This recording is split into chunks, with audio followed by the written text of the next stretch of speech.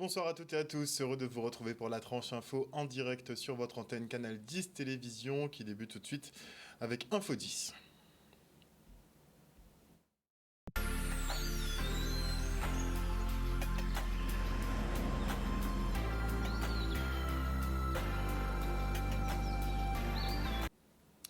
Nous sommes le mardi 6 février 2024 et hier, je vous annonçais que le taux d'activité sexuelle des Français n'avait jamais été aussi bas que depuis les années 1970. Une étude que les sénateurs veulent visiblement démentir puisqu'après Joël Guerriau, parlementaire soupçonné d'avoir drogué une collègue députée pour abuser d'elle, un autre sénateur est dans la tourmente à cause d'une sextape cette fois-ci. Ce dernier aurait été filmé pantalon baissé en compagnie d'une femme en plein palais du Luxembourg, des faits qui remontent à 2 ans, mais gardés secrets par le président du Sénat Gérard Larcher, qui visiblement n'est plus à même de contenir le scandale. Et après 2 ans de détention, Noël Dufour se voit de nouveau refuser une libération sous contrôle judiciaire. Placé sous mandat de dépôt dans le cadre de l'affaire des grands frères, il figure parmi les derniers incarcérés. Une situation incomprise de sa famille et des collectifs qui dénoncent un acharnement à son encontre. Ils organisaient une manifestation ce matin à Pointe-à-Pitre. Regardez. C'est triste que cette situation persiste dans ce pays de Guadeloupe, surtout lorsqu'on entend que la France n'arrête pas de dire qu'elle est le pays des droits de l'homme. C'est triste de voir que ce pays des droits de l'homme n'arrête pas de faire la distinction selon le lieu où il se trouve. On voit les agriculteurs en France en ce moment bien protégés, alors qu'ils brûlent, alors qu'ils cassent, etc., etc. Et en Guadeloupe, à chaque fois qu'on ose dire qu'on n'est pas d'accord, qu'il y a quelque chose qui ne va pas, eh bien, c'est la razzia. Alors, moi, pourquoi je suis là? J'étais la première à dire qu'il faut que les familles prennent leurs responsabilités, on laisse faire et on regarde comment ça se passe. Mais je dis et je persiste à dire, on ne peut pas abandonner un enfant dans une situation difficile. Tout Timoun Guadeloupe, c'est Timoun en nous. À pas parce qu'il n'a pas porté même nom, bien pas même la règle qui nous, tout Timoun Guadeloupe, c'est Timoun en nous. Ça doit être choqué nous de voir autant de Timoun en nous en lari là, autant de Timoun en nous en misère, en problème parce qu'ils n'ont pas trouvé travail. Donc là, on gêne à payer Guadeloupe. Car effectivement, mettre vie entre parenthèses, puis soutiennent-nous, nous pas doit être, nous pas ni le droit de laguer. Devoir en nous, c'est d'être à côté à la famille et dire comme ça, eh bien, papa est vers parce qu'au un moment donné, elle va papa. Donc c'est pour cette raison-là que je soutiens O'Neill et que je dis à l'État français, attention, attention. C'est vrai que c'est rageant parce que les militants, comme je les appelle, les militants derrière l'écran, nous c'est bon, on n'en a plus besoin. C'est-à-dire que c'est bien beau d'avoir la force des réseaux sociaux pour nous dire oui, on vous soutient, il y a 1000 j'aime, 2000 j'aime. Mais nous, ce qu'il nous faut, c'est là. C'est les gens qui viennent sur place, qui viennent soutenir les causes, les gens qui mettent des fonds dans les cagnottes pour aider justement les familles à passer ces épreuves, parce que ce sont des épreuves qui coûtent cher. On a bien compris qu'en Guadeloupe, il y a 2 castes de Guadeloupéens. Il y a les Guadeloupéens qui sont défendus par les syndicats et autres, et il y a les autres Guadeloupéens qui doivent se débrouiller par eux-mêmes. Et tant qu'on ne comprendra pas que nous sommes les seuls Guadeloupéens et qu'on devons tous nous battre pour ensemble et contre le même ennemi, on n'y arrivera pas. Et c'est fatigant parce que c'est un discours qu'on répète depuis des années et des années. Ben justement, dans quelques jours, il y a Kémy qui vient. Donc on va montrer à Kémy que nous sommes tous solidaires, que nous sommes tous là. Encore une fois, tout ça, c'est de la poudre aux yeux. Là, on voit concrètement aujourd'hui, O'Neill, c'est quand même quelqu'un qui s'est levé, comme beaucoup d'entre nous se sont levés contre la vaccination obligatoire. Et on est là, quoi. On n'est pas plus nombreux que ça. Donc, il faut un véritable éveil de la population. Il faut vraiment une prise de conscience. On est en train de vivre des choses qui sont mémorables, qui sont historiques. Si on ne prend pas le train en marche aujourd'hui, nous qui été derrière. L'association juridique, elle dénonce l'injustice foncière que subit actuellement Monsieur Méfond. Propriétaire d'un terrain à Jarry, il serait victime d'un vol pur et dur. Malgré l'absence de documents légaux et de permis de construire, une entreprise a entamé des travaux sur sa parcelle. On fait le point avec Teddy Blataz, président de Juridique. À Jarry, et en là pour justement défendre l'intérêt à Monsieur Méfond, qui sont propriétaires à terrain là qui derrière nous qu'elles ont là. depuis un certain nombre de temps qu'il y a un litige, donc un conflit de propriété qui devant les autorités. Mais au-delà de ça, nous venons pour manifester par rapport à une problématique que nous avons rencontré des travaux illicites qui ont fait dans les terrains là. Ça. Alors, nous avons une société qui prétendument propriétaire aussi, mais qui n'a pas qu'à respecter les règles d'urbanisme. Donc, nous avons évalué l'urbanisme, nous signalons ces infractions-là. Ça. Pendant un an, nous n'avons pas attrapé réponse. Et puis, ni de cela 2 jours, depuis semaine passée, nous venons côté site, parce que les travaux étaient faits. Et nous sommes obligés d'interpeller donc, les autorités, donc les gendarmes, qui viennent arrêter les travaux la première fois. Donc, pas tenir pas notre permis de construire. Nous remarquons ça, nous faisons remarquer ça, nous faisons arrêter les travaux. Ils reviennent le lendemain, ils mettent un panneau. Le problème là, c'est que là, nous avons renseigné nous à l'urbanisme, c'est-à-dire que ça sont un numéro qu'ils ont utilisé pour faire les travaux, pour tromper, alors que le problème là, c'est que le numéro là, ça n'a pas qu'à bailler au droit, c'est un numéro d'instruction des permis de construire. Ça n'a pas qu'à bailler au droit de construire. Il n'y a pas ni déclaration d'ouverture de chantier, il n'y a pas ni permis de construire en bonne et due forme, il n'y a pas de travail. Et ça a fait plaisir à tout le monde. Nous avons interpellé les maires, nous avons interpellé les procureurs là, nous ne pouvons pas comprendre pourquoi les travaux ont continué. Et donc c'est pour ça que mes font venir aujourd'hui ici. Nous venons avec pour soutenir nous, pour interpeller les autorités, dire comme ça, que ça ne peut pas continuer ces infractions-là. Nous avons un pays des droits. Un reportage de Michel Depape. Et la mobilisation se poursuit au pôle logistique du CHU. Les syndicats dénoncent des situations ubuesques comme ces personnels suspendus depuis le Covid et qui ont pris connaissance de leur fin de contrat 1 an après la date effective. Regardez. Depuis mercredi 31 janvier 2024, le personnel à pôle logistique débrayé. Pas d'avoir, il n'y a pas qu'à respecter le protocole d'accord depuis 31 janvier 2015. Et nous, tout naturellement, il dit là, il ne peut pas encore. Après plusieurs rencontres que nous faisons avec la direction, c'est des documents que nous commandons pour nous travailler, pour nous mettre en version RH, des travail que nous-mêmes avons fait et que nous commandons des métiers pour respecter le protocole d'accord là. Et bien, il y a balader nous à droite, à gauche, sans bonne réponse à ça que nous commandons. Nous, quand c'est à l'entour, après-midi, là, effectivement, parce que rencontre à le 26 janvier échoué. Première discussion nous fait, nous ni des contractuels qui j'en ai fait pour autres ça réintégrer parce que c'est des contractuels qui étaient suspendus depuis Covid. Et en fin de compte de suspension à yo sans contrat, yo ka vinn trouver yo à dans un état de fin de contrat. Donc qui bidon, ça n'a pas de sens, puisque et yo ka apprendre que yo fait un contrat 1 an pratiquement après. Donc yo pas ni droit toucher ARE à yo. Donc c'est mon ça et cas par exemple yo nous fait calcul là si pour la direction payée parce qu'il pas touché ARE, c'est droit à il cotisait pour ça, yo ni a bail au moins 40 000 euros. Il a pas ni bon rien c'est la solidarité à peuple là que yo ka porter encore si bic là qui ka permettre lui de vivre petit brin décemment en attendant qu'il y aurait intégré. Et bien là nous au combat aussi pour ça pour yo peut ça réintégrer puisque certains déjà réintégré. Concernant manger là, nous faisons manger jusqu'à hier midi puisque yo te font production vendredi pour jusqu'à lundi. Donc lundi midi les malades mangeaient.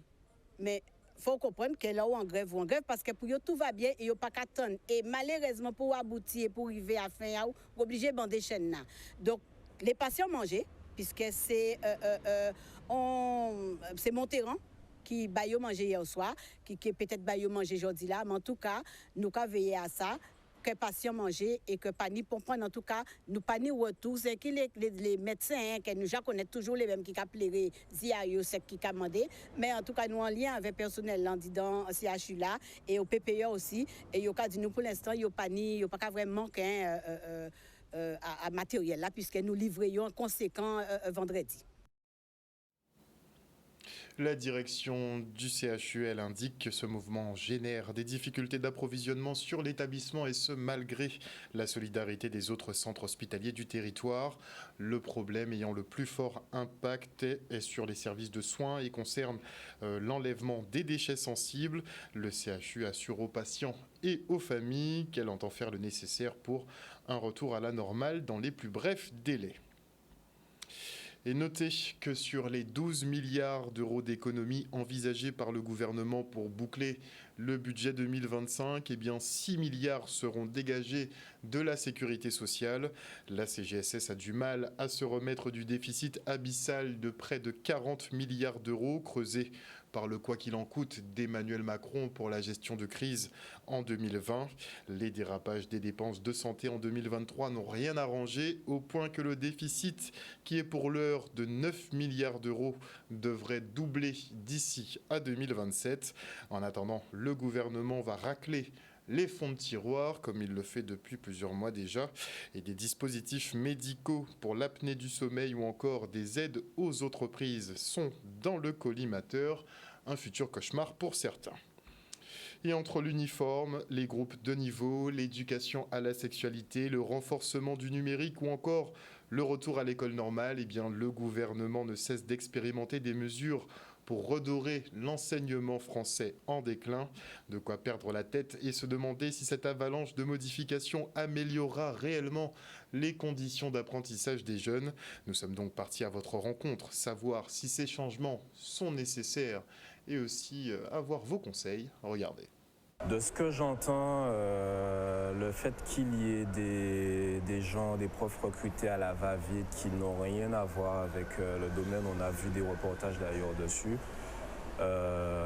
qui ne sont pas formés à la pédagogie, donc c'est pas évident pour les enfants. Je pense que déjà d'une part, c'est pas évident pour ces personnes-là, c'est pas évident pour les enfants. Chaque personne s'organise en fonction. Moi, je paye des cours pour mes enfants, donc... de toute manière, s'il n'arrive pas à l'école, automatiquement à côté, j'épaule. Il y a un peu de notre part pour aider les éducateurs. Et c'est pourquoi que quand on critique la ministre de l'Éducation nationale qui est en ce moment, je dis qu'il ne faut pas la critiquer. Parce qu'elle a cherché le mieux pour ses enfants. Parce que quand on est dans une école privée, c'est déjà pas pareil, madame. Alors il y a beaucoup à faire. Je pense qu'il faudrait mettre des écoles pour les personnes en situation de handicap. Parce que ma fille, elle est handicapée et j'ai dû payer des cours privés pour elle, pour qu'elle puisse pouvoir s'exprimer parce qu'elle a un problème de langage en plus et faire tout ce qu'il y a à faire, quoi. Donc elle fait par écrit. Et même les professeurs, il faudrait les former aussi, hein. Parce qu'au départ, elle a été à la maternelle. La maîtresse était très gentille, très bien, à la maternelle à Pointe-à-Pitre. Elle s'est très bien occupée d'elle, mais j'ai été obligée de... Elle a fait qu'une année. Il y a des fois, les cours ne sont pas là, les cours ne sont pas remplacés, il y a des absences, etc. Donc après, je ne vais pas mentir qu'il y a une expérience à l'école qui m'a complètement dégoûtée. Donc je préfère mettre les cartes de son côté, qu'il puisse, même s'il a des lacunes à l'école, qu'il puisse à la maison progresser et faire en sorte de l'épauler au mieux que je puisse le faire. Ce qu'il faut changer, c'est surtout, j'ai ma fille qui est CPE. Eh ben, je peux vous dire qu'elle a du mal, surtout avec les filles, leur tenue. C'est surtout ça qu'il faut surveiller. Je trouve qu'il y a trop de laisser aller. Je pense que l'éducation au niveau du gouvernement, ils ne mettent pas les moyens, puisque j'ai 2-3 personnes qui bossent dedans, qui me disent qu'ils sont payés peut-être des fois 3 ou 4 mois après une mission. Donc oui, effectivement, c'est la crise. Il faut donner plus de moyens aux gens qui se donnent, qui donnent de leur temps pour enseigner aux gens. Et après, au niveau des programmes scolaires, bon, je ne m'y connais pas trop, mais si les gens sont payés 3-4 mois après, c'est sûr que ça n'attire pas et que ça n'ira pas. Et d'où le manque criant de professeurs, en fait. C'est beaucoup d'heures perdues pour les élèves. France Travail signe une convention de partenariat avec le Conseil départemental de Guadeloupe, une manière de mieux accompagner les publics en difficulté, dont les bénéficiaires du RSA, le reste en images. Nous venons de signer une convention avec France Travail pour accompagner les demandeurs d'emploi. Un accompagnement global, puisque vous savez, lorsque vous êtes en situation de chômage, pour retrouver un travail, il peut y avoir plusieurs freins. Des freins économiques, des freins de formation, des freins sociaux, psychologiques, mais également familiales. Il se peut que vous ne pouvez pas retrouver un travail parce qu'il y a un problème de logement. ou encore parce que des problèmes de déplacement, vous n'avez pas le permis ou encore le transport ne permet pas, ou encore c'est des problèmes psychologiques. Certaines personnes qui sont en situation de violence conjugale. Cette signature elle est extrêmement importante pour le territoire. C'est finalement une alliance de travail entre le conseil départemental et France Travail, donc Pôle emploi devenu France Travail, au bénéfice finalement de la population et en particulier des bénéficiaires du RSA. Ces travailleurs, ils vont écouter, ils vont mettre en place un parcours avec ces différentes personnes pour leur permettre de sortir de cette précarité et être en situation d'emploi.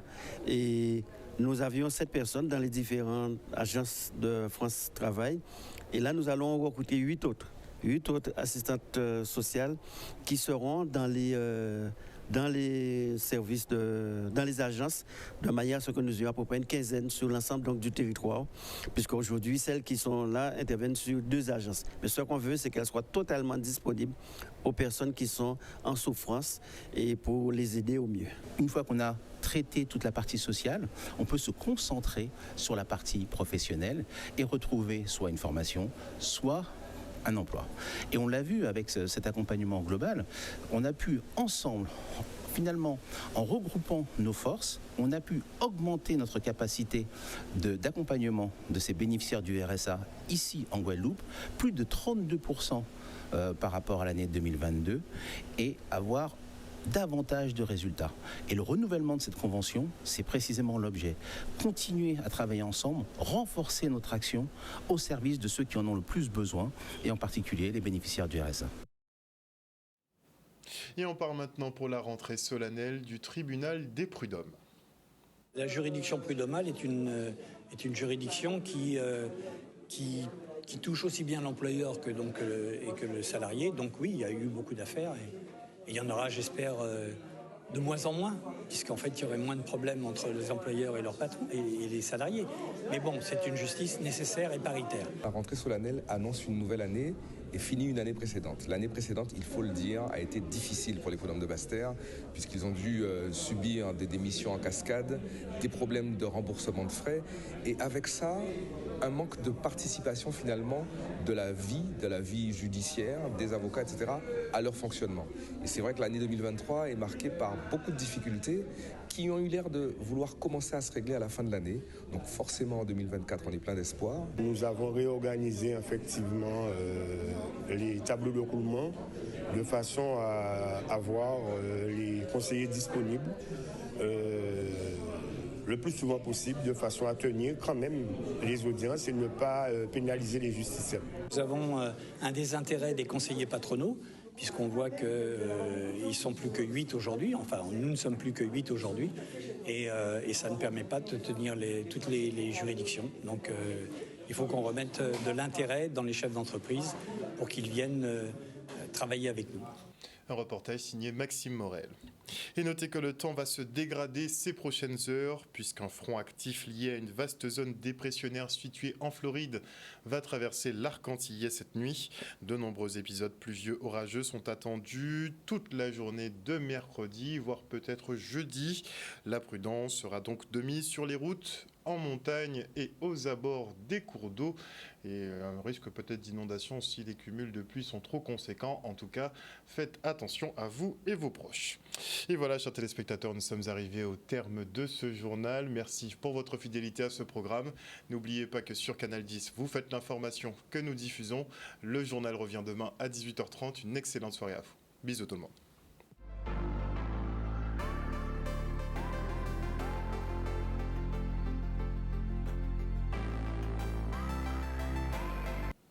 À venir dans la tranche info sur Canal 10, le focus, on parlera du mois de l'Afrique, puisque nous avons un expert du panafricanisme qui sera présent avec nous. On parlera aussi intelligence artificielle, ce sera donc après la coupure pub de 19h. Et avant cela, je dis bonsoir à Jimmy, bonsoir, maintenant je dis les prénoms, hein. On se connaît depuis longtemps maintenant, ça va. Bonsoir à Jimmy, bonsoir à Yvonne, bonsoir à Perle de Carukera, bonsoir à Moïse, bonsoir à Yvonne, mais d'accord cette fois, bonsoir à Raphaëla, bonsoir à Géna Gior, bonsoir à Juliette Deval, bonsoir à Mercedes Platon, bonsoir à Lauralie Gervelas, bonsoir à Odile Zingilet, à Agnès Bollemin, bonsoir aussi à Olivier Jean, bonsoir à Non patois. Bonsoir, bonsoir. Je parle des marabouts qui n'arrêtent pas de laisser des messages et qui nous polluent notre direct. Bonsoir à Viviane Coton.